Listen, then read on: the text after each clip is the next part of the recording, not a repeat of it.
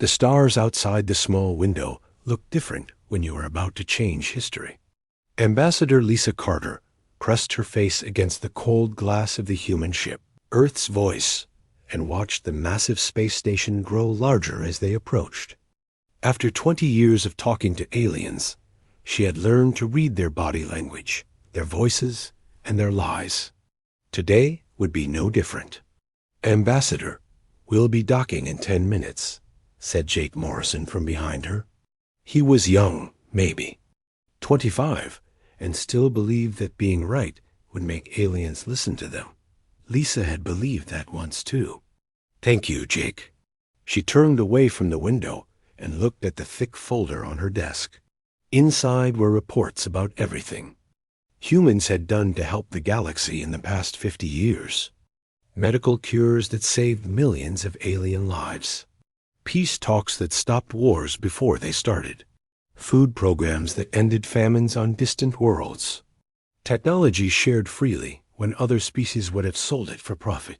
None of it had mattered before. The Galactic Council had rejected humanity's request to join them 15 times in 50 years. Sometimes they said humans weren't smart enough. Sometimes they said humans were too emotional. Sometimes they just ignored the requests completely. But Lisa had to try one more time. Earth's leaders had spent 5 years preparing this presentation. They had gathered proof of every good thing humans had done. They had testimonies from alien species that humans had helped. They had economic reports showing how much money human trade brought to the galaxy. The docking bay of the council station was enormous. Ships from 47 different alien species sat in neat rows like a museum of space travel. The human ship looked small and simple next to the others, but Lisa knew it was built better than most of them. Humans might not have the fanciest technology, but they made things that worked and lasted. Stay close and don't speak unless they ask you a direct question, Lisa told Jake as they walked through the corridors. The station was beautiful in a cold way. Everything was made of crystal and metal that reflected light in patterns that hurt human eyes. It was built to impress, not to comfort. The council chamber was the size of a sports stadium. Rows of seats, curved up toward a domed ceiling that showed the stars outside. Each section was designed for a different alien species. The Zephyrians sat in the largest section because they had the most votes. They were 9 feet tall with blue skin and heads that looked stretched upward. They thought they were the smartest beings in the galaxy. The Vex High sat together in their own section, looking like giant insects with multiple eyes that never seemed to blink. They made decisions as a group mind, which meant they all thought exactly the same thoughts at the same time. Individual opinions didn't exist for them. The Lumarians didn't sit at all. They were beings made of pure energy who floated in special containers that kept them from flying apart. When they spoke, their voices sounded like music, but their words were often cold and cutting. Lisa walked to the center of the chamber where a small platform waited for speakers. She had stood here twice before, and both times she had left with nothing but polite rejections and barely hidden insults. "Honored members of the Galactic Council," she began, her voice carrying clearly through the chamber's sound system. "I am Ambassador Lisa Carter, representing the human species and the planet Earth. We come before you today to request, once again, membership in this council." She opened her folder and began reading from the reports. In the past 10 years, human medical researchers have developed cures for the Andorian plague that killed 6 million beings across 12 worlds. Our doctors worked without payment and shared all research freely with affected populations. The Zephyrian representative, High Minister Zalfara, looked bored. She was checking something on a glowing tablet and barely glanced up when Lisa spoke. "Human peacekeepers have successfully mediated 17 territorial disputes in the Outer Rim territories," Lisa continued. "Our negotiators prevented wars that could have cost billions of lives and destroyed entire star systems. Chancellor Vexok of the Vex-High was cleaning his compound eyes with special tools. He seemed more interested in his personal hygiene than in anything Lisa was saying. Human traders have established supply routes that connect distant systems and provide essential resources to colonies that would otherwise face starvation or economic collapse, Lisa read. Her voice remained steady, but Jake could see her hands beginning to shake slightly. The Lumarian delegate, who called itself Bright Path Through Darkness, was having a quiet conversation with another energy being in musical tones that the translation system couldn't pick up. Lisa closed the folder and looked around the chamber. Humanity asks only for the chance to contribute to this council's work. We have proven our commitment to peace, our willingness to help others without expecting payment, and our ability to solve problems that others cannot solve. The chamber was quiet for a long moment.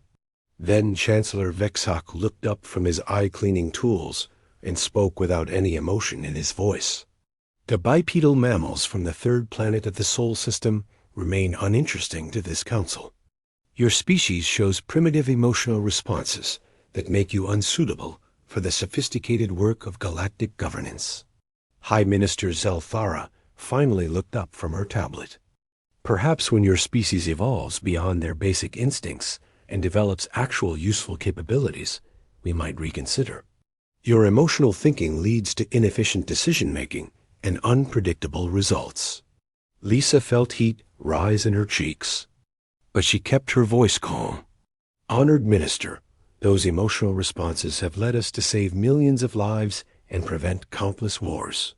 Our emotional thinking helps us understand what other species need and want, which makes us better negotiators and peacekeepers. Bright Path Through Darkness spoke in its musical voice. Your contributions are noted in our records, but they are insufficient for council membership. This body has more important matters to discuss than the feelings and needs of individual beings. Another Zephyrian delegate laughed, a sound like wind through metal pipes. The humans and their need for approval. Like children who bring their parents' drawings and expect praise. Perhaps they should focus on growing up before asking. To sit at the adult table, added a Vex-High representative. The insults continued for several minutes. Lisa stood perfectly still and listened to beings she had spent years helping mock everything about her species. They called humans primitive, emotional, childish, and useless. They laughed about human attempts to make friends with other species. They joked about how humans always wanted to help others instead of focusing on profit and power. Finally, Chancellor Vexok raised one of his 4 arms for silence. This session is concluded. The human request for membership is denied and will be filed under indefinite review. We have real business to conduct. Lisa nodded politely. Thank you for your time, honored Chancellor. May the Council find wisdom in its decisions. She turned and walked out of the chamber with Jake following behind her. They said nothing until they were back on their ship and the docking bay doors had closed behind them. I'm sorry, Ambassador, Jake said quietly. I know how hard you worked on that presentation. Lisa sat down at her desk and pulled out a secure communication device. Jake, send a message to Colonial Command on Earth. Use encryption level 7. What should the message say?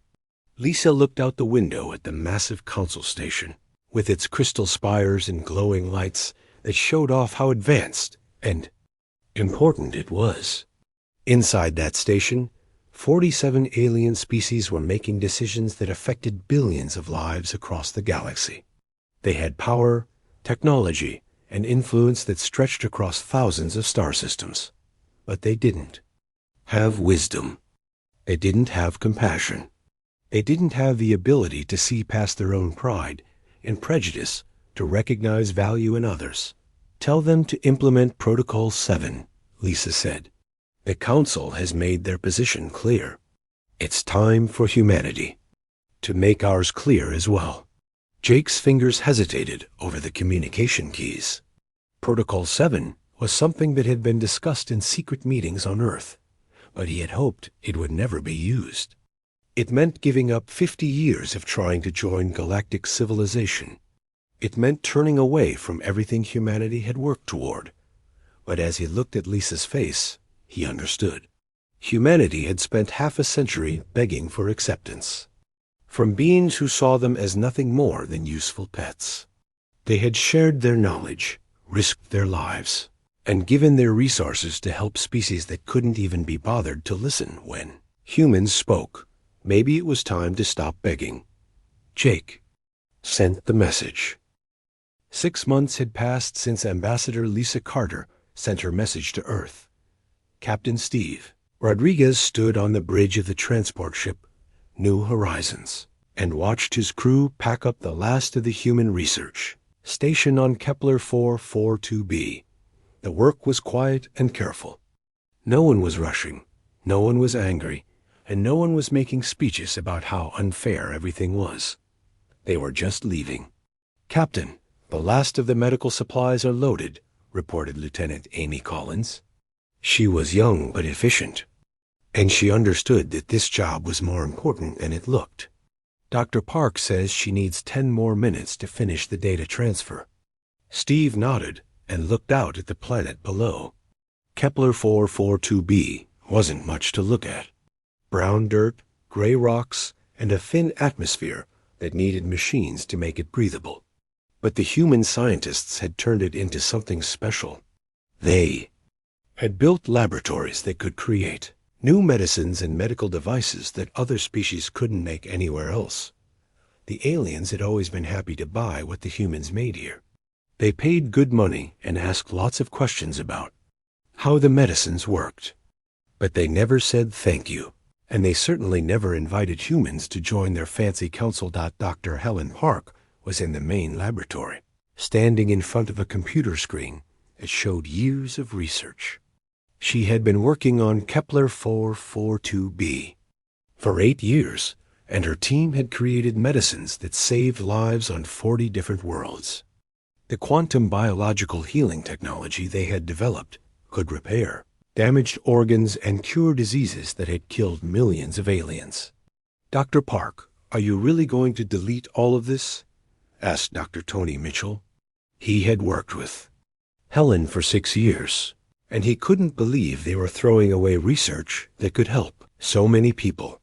Helen's finger hovered over the delete button.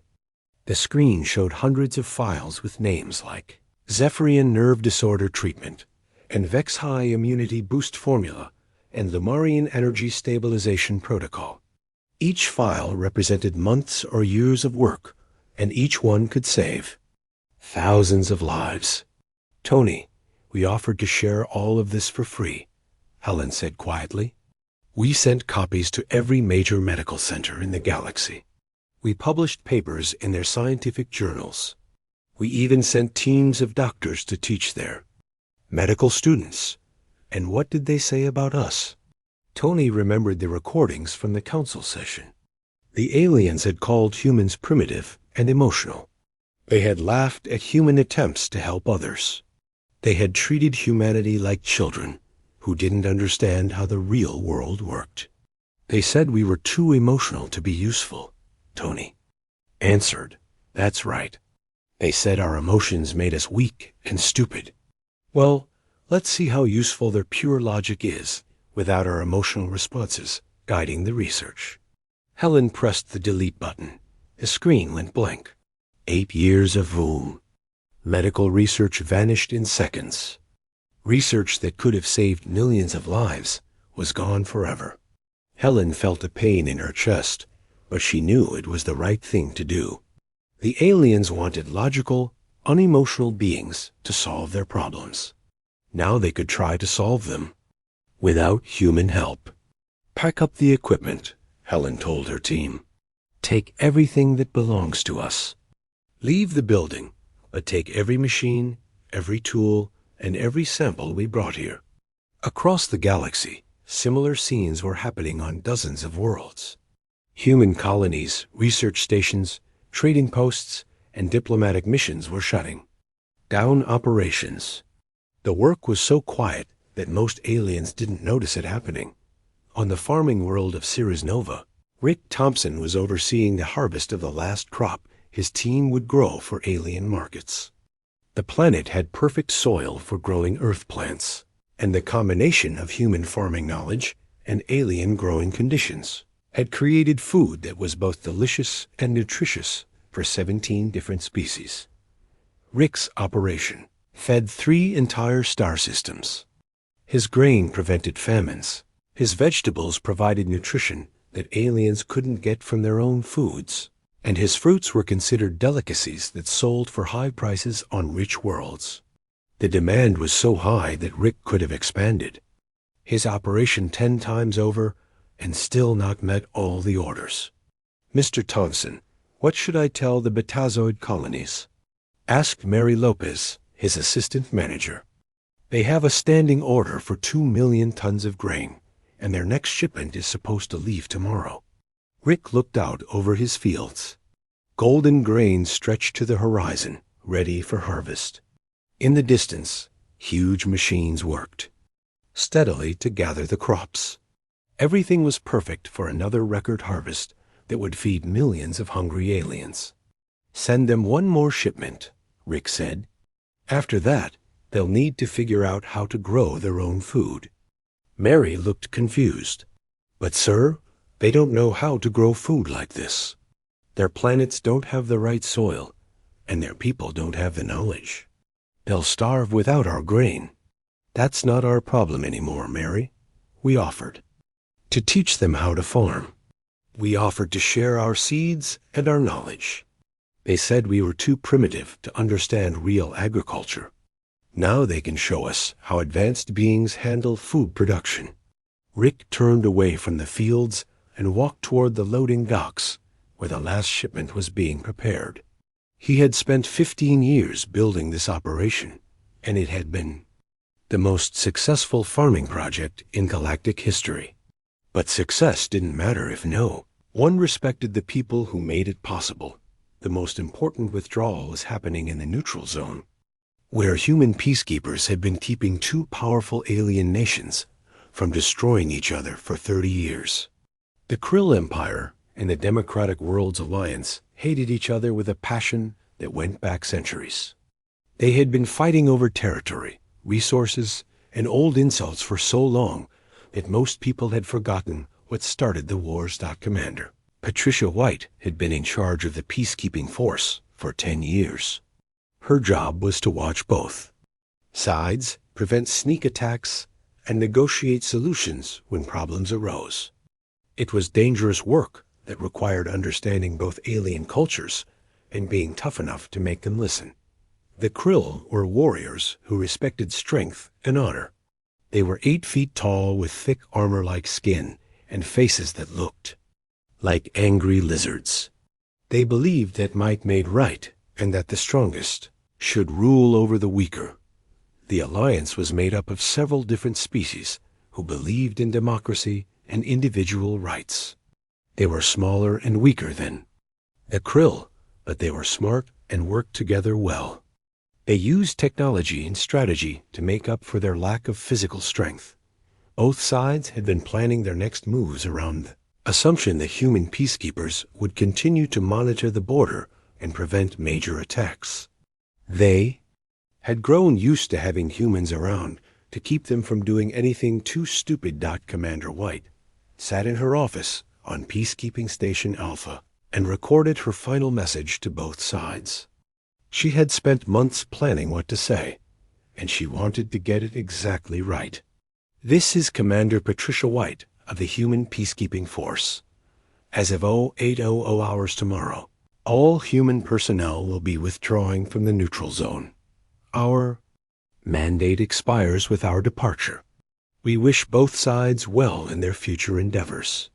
The message was polite and professional, but everyone who heard it understood what it really meant. For 30 years, humans had been the only thing standing between the Krill and the Alliance. Without human peacekeepers to watch them, both sides were free to do whatever they wanted to each other. General Krill Tech of the Empire received the message while planning a surprise attack on 3 Alliance border worlds. The attack was supposed to be small and quick, designed to capture territory without triggering a major war. He had been counting on human peacekeepers to prevent the Alliance from responding too strongly. Admiral Chenadol of the Alliance was reviewing intelligence reports about Krill military movements when the message arrived.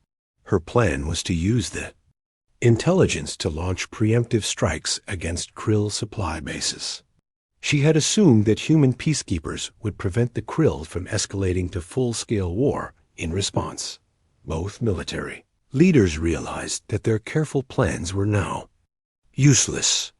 Without humans to control the situation, any attack could lead to total war, but they had never learned how to make peace without human help. As the last human ships departed from various systems, they left behind empty stations, abandoned facilities, and a galaxy that was about to discover what it had lost. The humans didn't make angry speeches or demand apologies. They didn't threaten revenge or promise to return when the aliens learned their lesson. They just left. On Earth, Colonial Command was receiving reports from every human settlement in the galaxy. The withdrawal was proceeding exactly as planned. All human personnel were safe. All equipment and resources were being recovered, and all operations were shutting down on schedule. Director Robert Clark read through the reports with mixed feelings. Part of him was proud that humanity could execute such a complex operation so smoothly. Part of him was sad that it had come to this, and part of him was curious to see what would happen next. "Sir, we're receiving communication requests from several alien governments," reported Communications Officer Linda Foster. "The Andorian Medical Council wants to know why our doctors are leaving. The Zerian Mining Consortium is asking about the status of our engineering contracts." 3 months after the humans left, the problem started small. Mine Director Gexpol of the Vex High stood in the control room of Zerian 7 and stared at the production reports. The numbers were bad and getting worse every day. "Explain this to me again," Gexpol said to his chief engineer. His compound eyes reflected the red warning lights that flashed across the control boards. "How did our production drop by 60% in 3 months?" Chief Engineer Halting clicked his mandibles nervously. The humans provided detailed safety protocols when they ran the engineering operations. We thought these were suggestions based on their primitive emotional concerns about individual worker welfare. And now, it appears they were actually critical operational requirements. Without following their protocols, we have had 7 major accidents, 12 workers dead, millions in equipment destroyed, and 3 mine shafts completely collapsed. Gexpol felt his hive mind connection buzz with angry thoughts from the other Vex High on the planet. The Vex High didn't understand individual emotions, but they understood failure. And this was a massive failure. The humans warned us about these safety issues? Yes, Director. They said the mining operations needed regular maintenance schedules, worker rotation protocols, and stress monitoring systems. We thought these were inefficient measures designed to make workers comfortable rather than productive. Gexpol looked at the latest accident report. A support beam had failed because it hadn't been inspected in 6 months. The human protocols would have caught the problem weeks before it became dangerous. 17 workers had been trapped underground for 2 days before rescue teams could reach them. How long will it take to restore full production? Unknown, Director. The humans took all their knowledge with them. We are trying to reverse engineer their methods, but they had 30 years of experience that we cannot replace quickly. Meanwhile, in the diplomatic sector of the galaxy, wars were breaking out everywhere. The territorial dispute between the Zephyrian colonies and the hegemony of Tal had exploded into open warfare. For 15 years, human mediators had successfully managed this conflict by understanding what both sides really wanted and finding compromises that satisfied everyone. without human peacekeepers. Both sides had decided to settle their differences with weapons. Chancellor Vexhawk received urgent reports from his intelligence division. The news was worse than anyone had expected. "How many conflicts are we monitoring now?" he asked his aide. 18 active military engagements, 7 trade wars, and 12 territorial disputes that are escalating toward violence, the aide reported. This represents a 600% increase in galactic conflict since the humans withdrew. "I thought we only had 3 conflicts when the humans were here." "Correct, Chancellor. It appears the humans were preventing conflicts that we were not aware of. They were solving problems before they became wars." Chancellor Vexhawk felt a sensation he was not familiar with. It took him several minutes to realize it was worry. The Vex-High hive mind was designed for efficient decision-making, not for dealing with uncertainty and fear. How were they doing this? Intelligence suggests they were monitoring communication patterns, trade disputes, resource allocation issues, and cultural tensions across hundreds of systems. When they detected potential conflicts, they would quietly intervene with economic incentives, diplomatic pressure, or direct mediation. The Chancellor stared at the intelligence report. Page after page described human peacekeeping operations that the Galactic Council had never known about. Humans hadn't just been assigned to official peacekeeping duties. They had been actively working to prevent wars before they started. Why didn't we know about this? The humans never reported these activities to the Council. They simply handled the problems and moved on to the next crisis. In the economic sector, Trade Minister Corval of the Zephyrian Republic was discovering that the galactic economy was much more fragile than anyone had realized. The quarterly reports showed supply chain disruptions affecting everything from food to technology to raw materials. "Explain to me how the absence of one species can cause this much economic chaos," Corval demanded of his economic advisor. "Minister, the humans didn't just participate in our economy. They were the connecting tissue that held it together.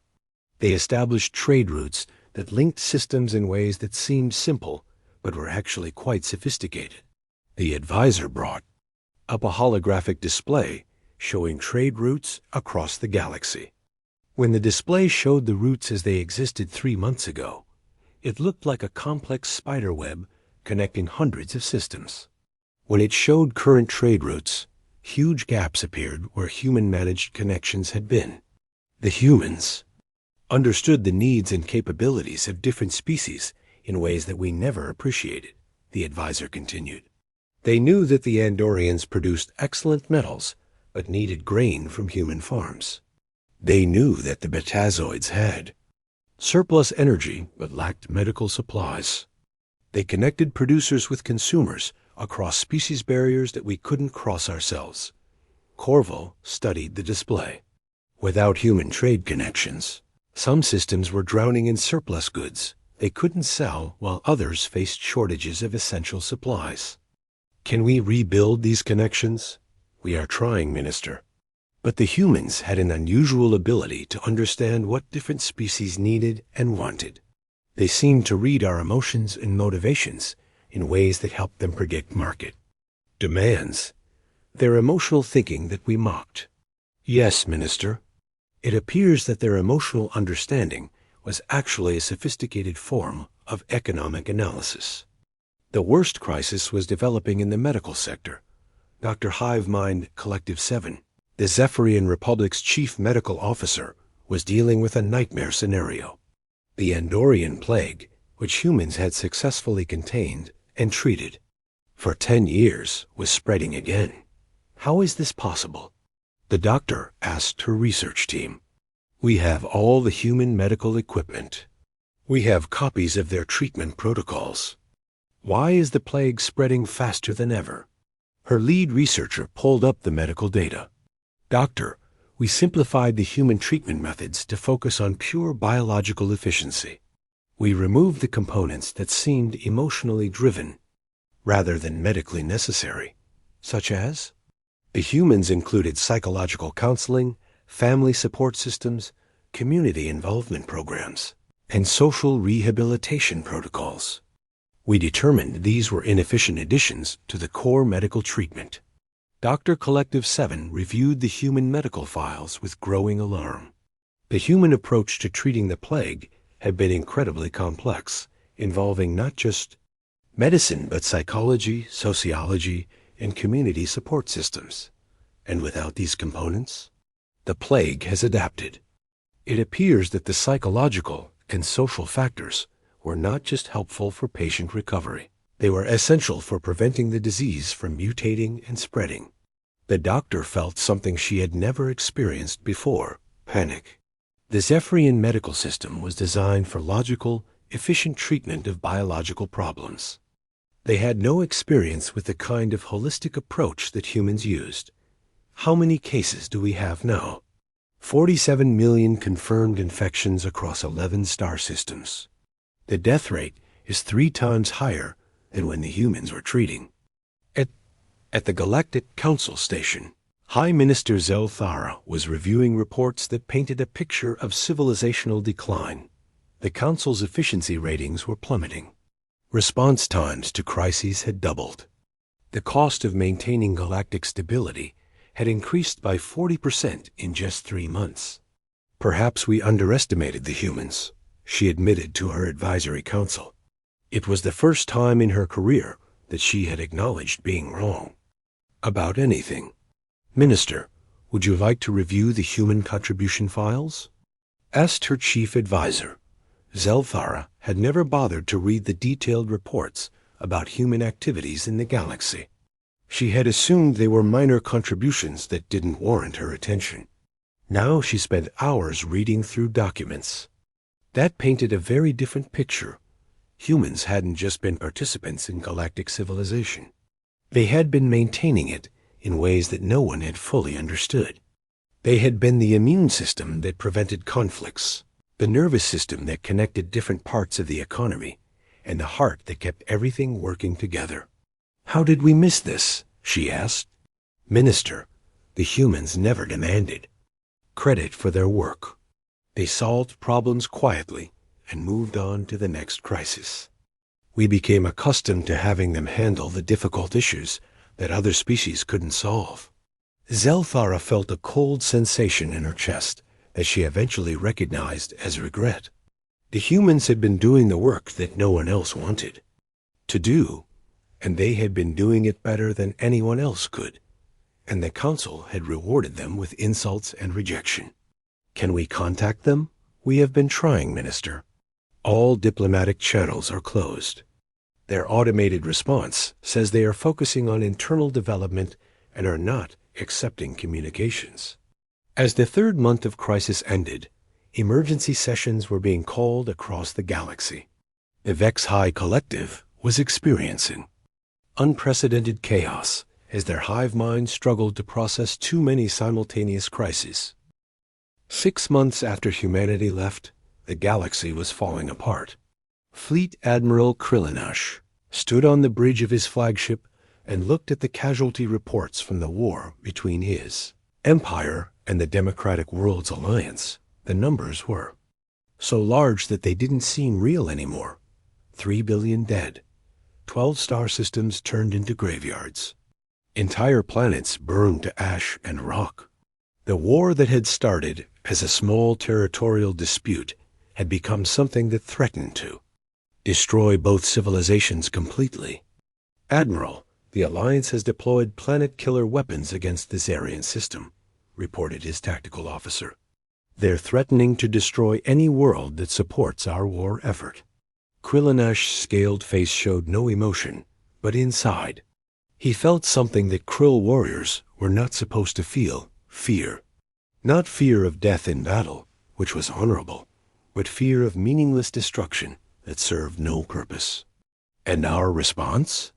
High Command has authorized the use of biological weapons against Alliance civilian populations. The death toll estimates are in the hundreds of millions. The Admiral stared at the tactical display, showing the positions of both fleets. Red symbols marked destroyed ships, dead worlds, and refugee populations fleeing the combat zones. It looked like a map of civilizational suicide. "Sir, do you remember what the human peacekeepers used to say?" asked his communications officer, a young Krill named Tor Ask. Krill and Nash turned to look at the younger warrior. What did they say? They said that victory without survival is meaningless. They kept us fighting each other instead of destroying each other. The Admiral thought about the human commander Patricia White, who had spent 10 years mediating disputes between the Empire and the Alliance. She had been firm but fair, tough enough to make both sides listen, but wise enough to find solutions. That preserved everyone's honor. The humans had understood something that the Krill military leadership was only now beginning to grasp. There was a difference between winning a war and surviving one. "Send a message to the Alliance," the Admiral ordered. "Request a ceasefire meeting in the neutral system of Kepler 190. Sir, High Command will not approve a ceasefire when we are winning." "We are not winning," Krillinash said quietly. "We are dying. Both sides are dying. And when we are all dead, there will be no one left to remember what we were fighting about." Meanwhile, at the Grand Exchange, the galaxy's primary trading hub, Economic Coordinator Prime Zalthek was watching the collapse of interstellar commerce. The massive station that had once processed millions of transactions per day was now operating at barely 20% capacity. "How bad is it today?" Zalthek asked his assistant as he walked through the trading floors that used to be crowded with merchants from across the galaxy. "The Betazoid colonies are reporting food shortages that will become famine within weeks. The Xerian mining worlds have surplus metals, but no way to transport them to markets. The Andorian medical centers need medicines that are available on Tau Ceti, but they cannot establish trade connections." Zalthek stopped walking and looked at the nearly empty trading floor. A few desperate merchants were trying to negotiate deals, but without the human trade coordinators who had connected different species and understood their needs, most transactions were failing. What about the automated trading systems? They work fine for simple exchanges between species that understand each other. But 70% of galactic trade involved complex negotiations between species with different values, different needs, and different ways of communicating. The humans were the translators who made those deals possible. The coordinator felt his confidence crumbling. The Zephyrian economic system was based on logical efficiency and mathematical precision. It had never occurred to him that successful trade required understanding emotions, cultural values, and unspoken needs. The humans weren't just moving goods, his assistant continued. They were reading the minds and hearts of different species to figure out what they really wanted and needed. Our computers can calculate prices and shipping costs, but they cannot understand why the Andorians value medical supplies more than profit, or why the Betazoids will pay extra for food that reminds them of their homeworld. At the Galactic Medical Center on Nexus Prime, the plague crisis had become a catastrophe. Dr. Collective 7 stood in the emergency command center, surrounded by monitors showing infection rates, death tolls, and treatment failures across 14 star systems. "Doctor, the infection rate has increased by another 12%, reported her assistant. "We now have over 100 million confirmed cases." Dr. Collective 7 stared at the numbers and felt something she had never experienced before: helplessness. The Zephyrian medical system was the most advanced in the galaxy, with technology that could perform miracles. But technology alone wasn't enough to stop this plague. Have we been able to recreate the human treatment protocols? We have the equipment and the medications, but we cannot replicate their approach to patient care. The humans treated not just the disease, but the person who had the disease. They considered family relationships, community support, psychological state, and social environment as part of the medical treatment. The doctor pulled up files from the abandoned human medical station on Kepler 442b. The complexity of the human approach was overwhelming. For every medical intervention, there were psychological assessments, family counseling sessions, community outreach programs, and social rehabilitation plans. "This is not medicine," she said. "This is something else." The humans called it holistic care. They said you cannot heal a body without healing the mind and spirit as well. Dr. Collective 7 felt her logical worldview cracking. Everything she had learned about medicine focused on biological processes, chemical reactions, and technological interventions. The idea that emotions and relationships could affect physical healing seemed primitive and unscientific. But the evidence was undeniable. The human approach had worked, and her approach was failing Dot in the most disturbing development.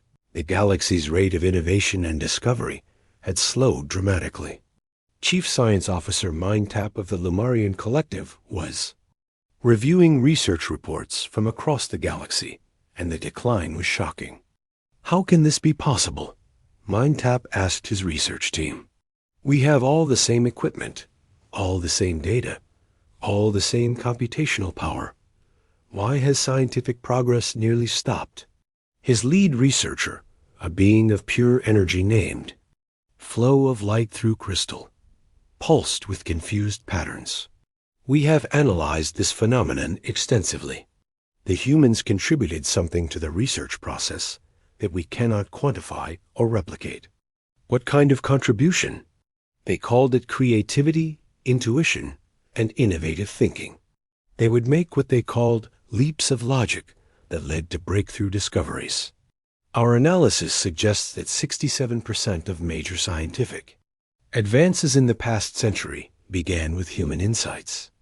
Mindtap felt his energy form fluctuate with confusion. The Lumarian Collective prided itself on perfect logical analysis and computational precision. The idea that a logical thinking could lead to better results was deeply disturbing. "Show me." An example. Flow of Light Through Crystal displayed a research project from 2 years ago, the development of quantum biological healing technology. The breakthrough came when a human researcher named Dr. Helen Park noticed that quantum particles seemed to respond to biological emotional states. This observation was scientifically impossible and logically absurd, but correct? Yes. Her illogical observation led to technology that revolutionized medicine across the galaxy. We would never have made that connection because we would have dismissed emotional responses as irrelevant to quantum physics. As the crisis deepened, some alien civilizations began to fragment under the pressure. The Zephyrian Republic faced rebellions in 17 outer colonies as local populations. It declared independence rather than wait for the central government to solve supply shortages and economic problems. The HFY Collective was experiencing something that had never happened in their species' history: the breakdown of hive mind unity. With too many crises happening simultaneously, different parts of the collective began developing separate responses, creating chaos and confusion. High Minister Zelthara, who had once been humanity's harshest critic, now spent her days reviewing human diplomatic files. The documents revealed a level of sophistication that she had completely missed. Humans hadn't just been solving problems, they had been preventing problems from occurring in the first place. They anticipated consequences we never considered. She told her Emergency Advisory Council, "When we focused on immediate efficiency, they considered long-term stability. When we addressed symptoms, they treated causes." The Council had attempted to reach out to humanity through various intermediaries, but every approach was politely refused. Humanity wasn't responding with anger or demands for apologies. They simply weren't responding at all. What are the humans doing now? Chancellor Vexhawk asked during an emergency council session. Intelligence Director Vexmal presented his latest reports. They appear to be thriving. Their colonies are expanding rapidly. Their technology is advancing faster than ever, and their society shows no signs of the chaos affecting the rest of the galaxy. How is this possible? 1 year after humanity left the galaxy, Chancellor Vexok stood before the Galactic Council and prepared to say words that no council leader had ever spoken before. The great chamber that had once been filled with pride and arrogance was now nearly empty. Many species had withdrawn from the council to deal with their own crises. Others had simply collapsed entirely.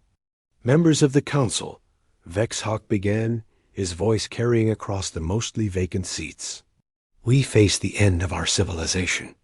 In 12 months, we have seen the death of over 1 billion beings, the collapse of interstellar trade, the failure of our medical systems, and the breakdown of peace across hundreds of worlds. The few remaining delegates listened in silence.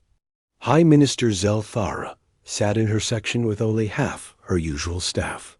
Many Zephyrian colonies had declared independence and were no longer sending representatives. The Vex High Collective had fractured into 17 separate hive minds that could barely communicate with each other. The cause of our collapse is clear, the Chancellor continued. We rejected the one species that was holding our civilization together. We called them primitive when they were actually essential. We mocked their emotions when those emotions were the key to understanding and solving complex problems. Chancellor Vexok paused and looked around the chamber. A year ago, this room had been filled with delegates who believed they were the most advanced beings in the galaxy. Now the survivors looked like refugees from their own arrogance. I move that the Galactic Council formally request the return of human participation in galactic affairs, not as junior members seeking our approval, but as essential partners whose help we desperately need. The motion passed unanimously. It was the first unanimous vote in the Council's history, and it was a vote of surrender. The message to Earth was written and rewritten dozens of times. Every word was chosen carefully, because everyone understood that this might be the last chance to save what remained of galactic civilization. Ambassador Kefter of the Lumarian Collective was chosen to deliver the message because her species had a reputation for wisdom and honesty. But even she struggled to find the right words for what amounted to a complete admission of failure. To the human colonial government and the people of Earth, the message began.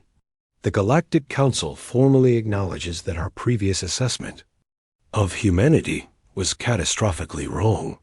We now understand that humanity's contributions to galactic civilization were not merely helpful, but essential to our survival and prosperity. The message went on to detail the disasters that had followed humanity's departure. The wars, the famines, the plagues, the economic collapse, and the breakdown of everything that had made the galaxy a place where different species could live and work together. We humbly request that humanity consider returning to galactic affairs, not as petitioners seeking membership, but as essential partners whose participation we desperately need. We offer full council membership with voting rights, along with formal recognition of humanity's crucial role in maintaining galactic stability. The message was broadcast to every human colony and settlement. Then the galaxy waited for an answer. The response came not from the human colonial government, but from Ambassador Lisa Carter, the same woman who had been dismissed so rudely 18 months earlier. Her face appeared on screens across the galaxy, and she looked exactly the same as before, calm, professional, and dignified. To the members of the Galactic Council, she began, humanity has received your message and appreciates your recognition of our contributions. We understand the difficult circumstances that led to your request, and we sympathize with the suffering of innocent beings across the galaxy. Chancellor Vexik felt hope rising in his chest. The humans were going to help. They were going to save the galaxy from the consequences of its own stupidity. However, Ambassador Carter continued, we must respectfully decline your invitation. to return to galactic affairs at this time. The hope died instantly. Across the galaxy, the leaders who had been counting on human forgiveness felt their last chance slipping away. Over the past year, humanity has learned important lessons about our place in the universe, Ambassador Carter said. We discovered that we do not need the galaxy as much as we believed. Our colonies are thriving, our research is advancing rapidly, and our people are prosperous and happy. She paused, and her expression became slightly warmer, though still professional. We have also learned that our emotional responses and what you called primitive thinking are actually sources of strength, creativity, and wisdom. The empathy that you criticized as weakness has taught us to understand the needs of others. The intuition that you dismissed as illogical has led us to solutions that pure logic could never find. Director Robert Clark sat in his office on Earth and watched the broadcast with mixed feelings. Part of him wanted to help the aliens who were suffering. The human instinct to assist others in need was as strong as ever. But another part of him knew that some lessons could only be learned through experience. We wish you well in your efforts to restore stability and prosperity to your worlds, Ambassador Carter continued. We hope you will find sustainable solutions to your current challenges. Should you succeed in creating a truly cooperative galactic community based on mutual respect and appreciation for diverse contributions, we would be happy to reconsider diplomatic relations. The message included something that surprised everyone: a data package containing detailed information about treating the Andorian plague, protocols for managing interspecies conflicts, and economic models for sustainable trade relationships. We are not abandoning the galaxy out of anger or spite, Ambassador Carter explained. We are providing the tools and knowledge you need to solve your problems yourselves. Humanity has always believed that the best help is the kind that teaches others to help themselves. The broadcast ended with a simple statement that carried enormous weight. Until you can build a civilization that values wisdom as much as intelligence and heart as much as logic, humanity will continue to focus on our own development and the welfare of our people. The reaction across the galaxy was mixed. Some species were angry that humanity had refused to save them. Others were grateful for the knowledge and tools that humans had provided.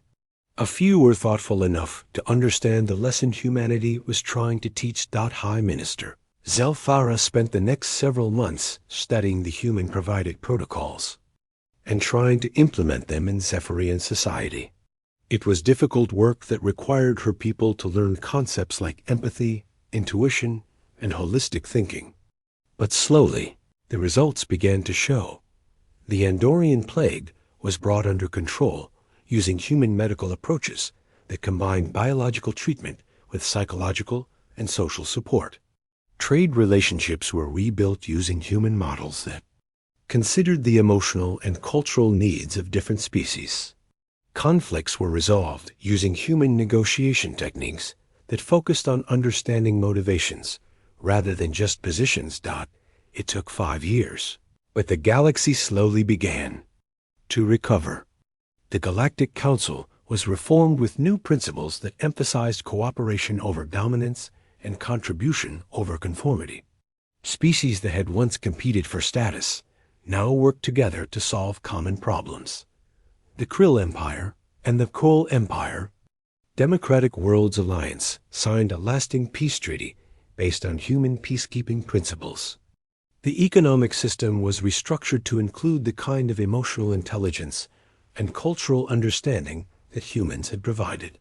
Medical systems began incorporating holistic approaches that treated patients as complete beings rather than just collections of symptoms. But humanity remained outside the Reformed Council. They had built their own confederation of worlds where emotional intelligence, creative thinking, and individual dignity were valued alongside technological advancement. When alien species applied to join the Human Confederation, they were evaluated based on their character and contributions rather than their power or technology. Ambassador Carter, now older but still serving as humanity's primary diplomat, occasionally met with representatives from the reformed Galactic Council. The meetings were cordial and productive, but humanity maintained its independence. "Why won't you rejoin us?" Chancellor Vexak, during one such meeting. His species had learned humility the hard way, and he genuinely wanted to understand. "Because you still think of it as rejoining," Ambassador Carter replied with a gentle smile. "You've learned to value what we contributed, but you haven't yet learned to value what others contribute. When you can build a true community of equals where every species is appreciated for their unique gifts, then we can talk about partnership."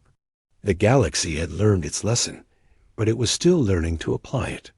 Young aliens now studied in human schools to learn about concepts like empathy, creativity, and moral reasoning. Human philosophy, psychology, and ethics became required. Subjects in alien universities. A new generation was growing up that understood something their parents had missed. That true advancement comes not from dismissing others as primitive, but from recognizing that every species, every culture, and every individual has something valuable to contribute to the great community of life. The final message of the story was simple but profound. In a galaxy full of advanced minds,